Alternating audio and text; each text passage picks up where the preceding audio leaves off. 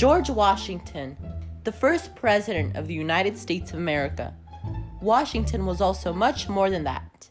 He is one of the reasons we have independence and are a united and free country. In the late 1760s, Washington experienced the effects of rising taxes imposed on American colonists by the British and believed it was best if the colonists declared independence from England. The Virginian planter was opposed to the Stamp Act of 1765 but did not have any role in that colonial protest.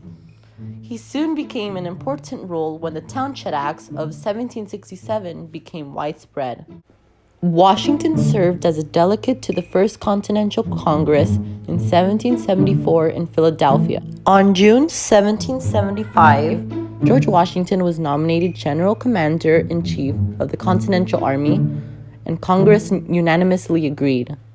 Washington was an experienced American officer after his services in the French and Indian War. When he accepted his command, he refused any payment beyond his expenses.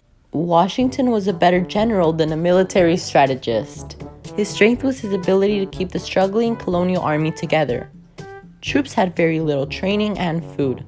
However, Washington gave them direction and motivation to keep them going, although they sometimes went without shoes in the winter. Washington selected and guided the generals throughout the Revolutionary War. He got capable officers like Daniel Morgan, Nathanael Greene, Henry Knox, and Alexander Hamilton. The American officers often lost pitched battles and weren't as strong as their opponents, but their greatest successes were from trapping the British far from their base with more troops than their opponents. One of Washington's greatest victories were at Valley Forge of 1776 on Christmas night. He and his troops crossed the Delaware River. They then arrived at Trenton, New Jersey, and marched to Princeton.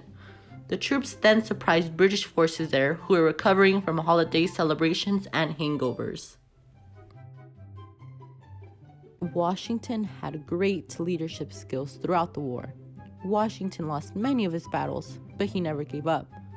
He continued to fight the British until the end of the war. He worked closely with all of his soldiers and alliances.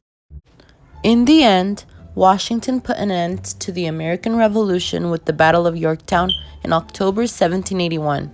Washington planned to fight in New York, but quickly changed plans to strike at the British Army with Cornwallis in Yorktown, Virginia.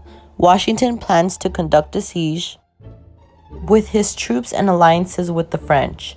British were low on supplies and soldiers were wounded or sick, so Cornwallis decided to surrender his troops. The victory marked the end of the Revolutionary War, though it was 2 years after this event that a peace treaty was completed. Washington was a hero.